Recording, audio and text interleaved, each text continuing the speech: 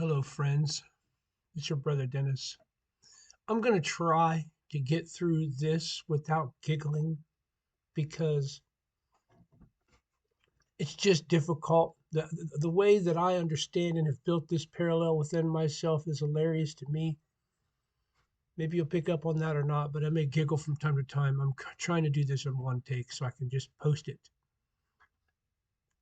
So, mini series in the Thicker Than Water Ministries, Victims of the Church. I've been focusing on the Churches of Christ or Christian Union. I'll tell you that it's a I never did understand or currently do not understand what it is about me that is so repellent to these men that they feel like they have to exclude me and suppress me and push me aside. And it's obvious. I'm only getting started on these tales. This one centers on a man named Mark Smith. The title of this little mini series is Mark Smith, the John Tetzel of Circleville. So what is it about me? And I mean the result of hours of thinking about where could this have started. What I've put together is I think for me, this is most likely where it starts. Uh, Ultimately, we're going to focus on three men, four altogether, but three directly from this story, root out of this story, that being Mark Smith and the John Tetzel of Circleville. Every time I say that, I'm going to be like, Joe Duvall and Dan Jordan. Additionally, I'm going to do another segment, whenever many parts it takes, on Tom Hermes. So back to where we are. I was in what began in 2003 as Circleville Bible College. If you go back and look at the paradox of the 3CU, there's a little bit of background on how I came to attend Circleville Bible College, 2003. And when I graduated out of college in 2009, it had transitioned into Ohio Christian University. I lived on campus in Circleville during that whole time, back in the trailers in the back, the family housing. I was security. Most of the time I started there, I was on security under my brother Keith, who may or may not want to tag in on these at some point in time. He graduated and I became the chief of campus security for most of the time left there. I had left there and relinquished it as a result of these things as they unfolded, actually. It's a legendary time as far as I'm concerned in campus security there, because I don't think there was ever a team quite like the team we had when we were there. Dean Olson had his own goon squad at the time, because there was just several of us that were adults that had converged there for our education into the family housing at the same time that worked in security there. It was just, I don't know, special group, special kind of group. I think if he ever saw this and you asked him, he would laugh and be like, "Oh yeah, those guys." Yeah. So I'm going to focus on. I have to do this in parts, and so I guess it's useful to unpack early on in Circleville Bible College. Let me tell you the heritage. I don't know if in the transition of all this newness, if it's I didn't make my way up there last time I was on campus, but there was one hallway I believe above the library where down the hallways, big giant framed pictures, was I believe, all the previous classes to have graduated from there since the Bible College opened. I mean, you can go through them. Right, there's my pastor, there's this guy, all the dignitaries and all their families, and many, many other faces. It's very interesting to go down through there and look at. When you know some of the stories that look just like random pictures, but when you're involved at the level and know kind of people and can go through there like, oh, wow, that guy. Heritage and a lot of good things. I mentioned the five pillars of the faith, all five of those men and many others that I know had the good fortune to associate with came out of there, and it's their heritage too. If you cannot approach any any pulpit really, but with the background and understanding the history, any 3CU pulpit without respect for that heritage and how the holiness message kind of, I don't know, can branch out in different ways, I guess is a positive spin I can put on it. Hmm. But you can't walk into the story that I'm walking into without a strong heart and an understanding for what this place meant to people who were there. And a handful of legacy, young adult legacy children going there that whose parents or grandparents were dignitaries currently or served as dignitaries at one time, and but also young at heart and maybe a little bit rebellious and invested in the heritage and history behind what this place was before this happened. Many of the professors had been there for a long time, uh, and there's a chapel on the campus, and some of the greats the, the that have preached behind that pulpit of that little campus church. The names some people will never know, man, but I had the good fortune to preach from that pulpit a handful of times, and I had to when I first walked up to there before any words came, whatever words spilled out of my stumbling mouth at the time. Had to take a deep breath and just look and think about the balcony and the the professors, all the doctors of religion that sat across the back of there. Uh, and I had the good fortune to meet many of them too and have to be taught under some of them too. And so, although I didn't grow up in it, I certainly in my heart quickly developed an appreciation for the heritage of it being there and understood why my pastor Herschel, it was more than just, the framework and the education that I would potentially get there. And so before I really get into what the portion of this I'm going to call the takeover, I need to explain to you who John Tetzel, if you don't know who John Tetzel was, because that's the framework I built around what I'm getting ready to share. John Tetzel, if you don't know who he is, you may recognize the name Martin Luther, a very important figure in church history who single-handedly began the Reformation. He saw some things wrong being committed in the church, and it bothered him so much. At the time, only people that had access to the scriptures were people that could read Latin, so it was only the educated people. And uh, Martin Luther also penned in the German tongue, basically so that a common man in his country could pick up and read the scriptures. Got in all kind of trouble for that. I believe it was 1511. This is a simple thing I could have looked up before I started recording this. Nailed his 95 Theses to the door at the Church of Wittenberg. It was basically his name. How do you justify this? How do you justify this? How do you justify this? And they were at the time the church had sent John Tetzel out as their champion for money raising.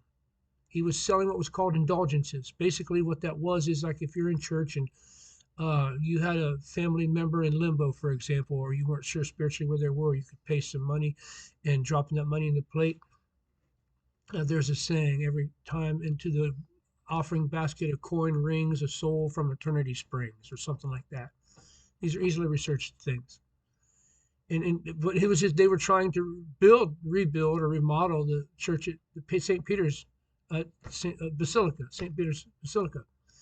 And so they sent him around basically as a money raiser to expand and to raise money selling these indulgences.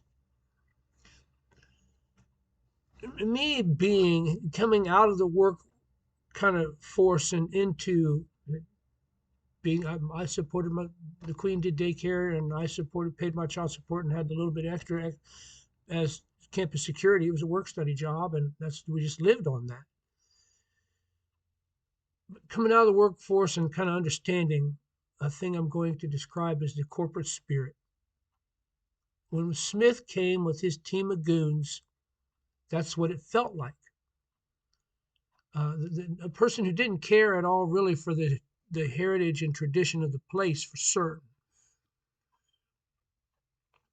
This corporate spirit, the only way, the best way I can describe it is it's an image over integrity is what it is. Things have to look right. It's so things like you got to be a team player and you got to be with us. Are you with us? And usually ruled by madmen. And it just felt like that there. One of the first things that I recall the news that come to me, I was indifferent.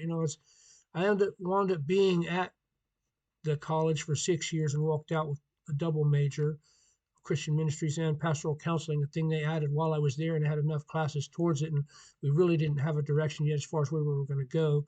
So we took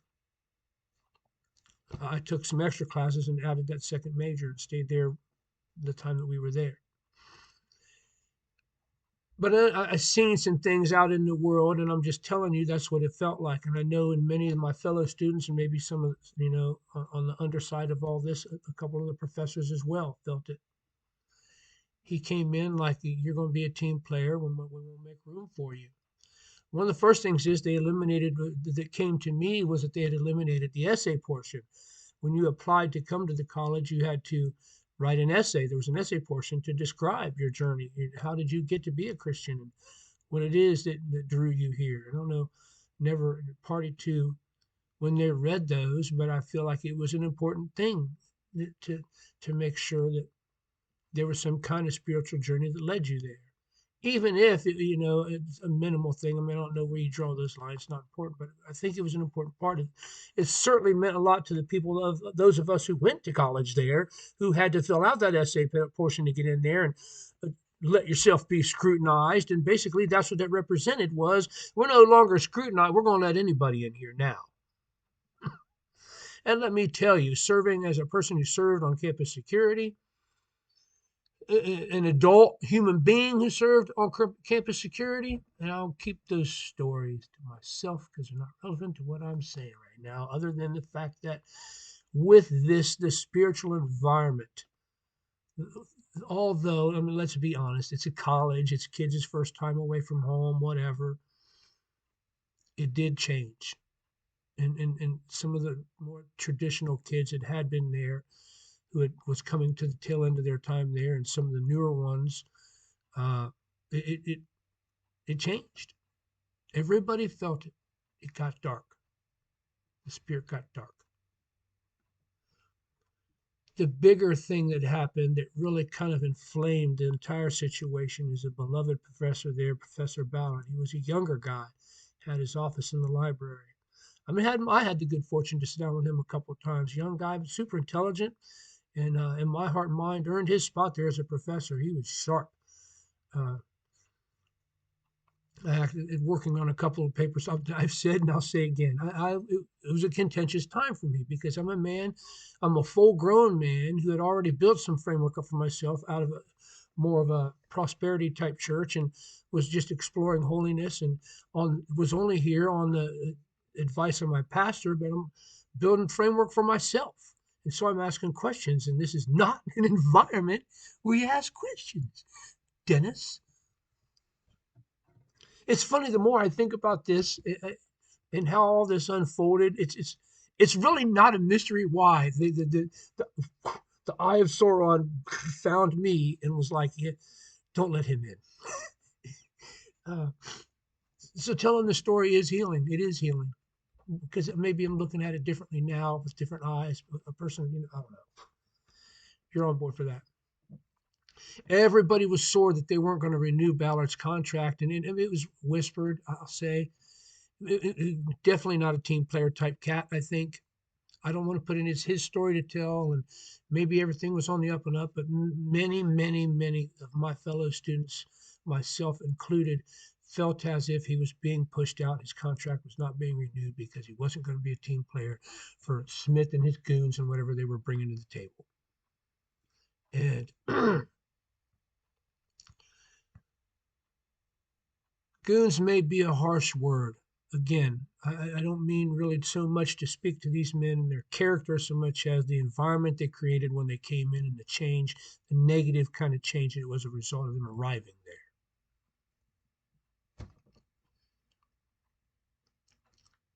There was definitely a deterioration of the spiritual environment. Many students were coming to me at the time like, hey, man, what do we do about this? There's got to be something we can do.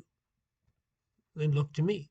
And as a result of that, Jessica Peabody, beautiful young Christian lady. I don't know where she got off into life. Hope you're doing well if you ever see this. She was a student body president at the time, made a suggestion to me maybe I should run. I'm like, well, nobody knows me. I'm the guy that's up at night while everybody's sleeping or whatever.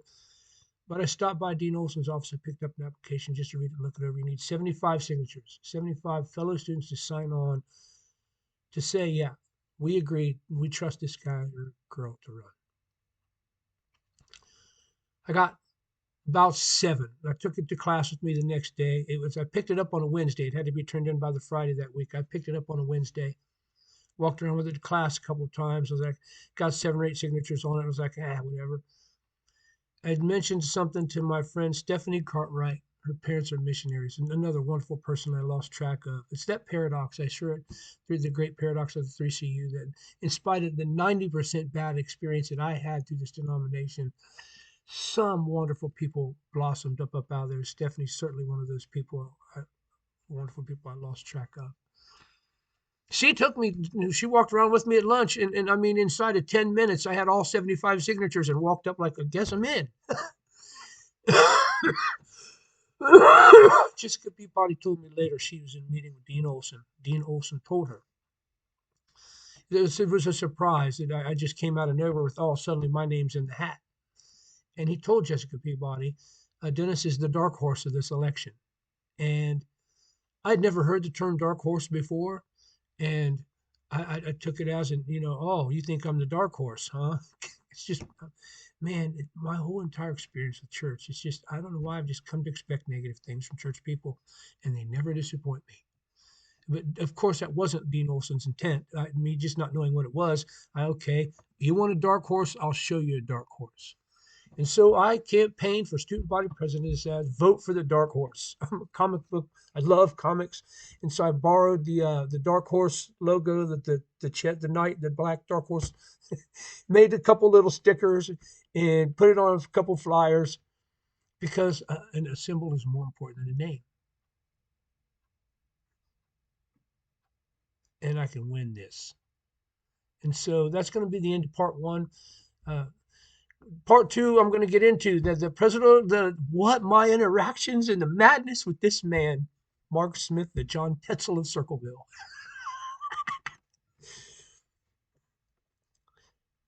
Okay, visit www.ttwmtruth.com. There's a blog on there. Some if you don't really know me and need to understand more about the man, some of my art, some other crap's on there. You can fall in a little tiny rabbit hole. It's easy to climb out of.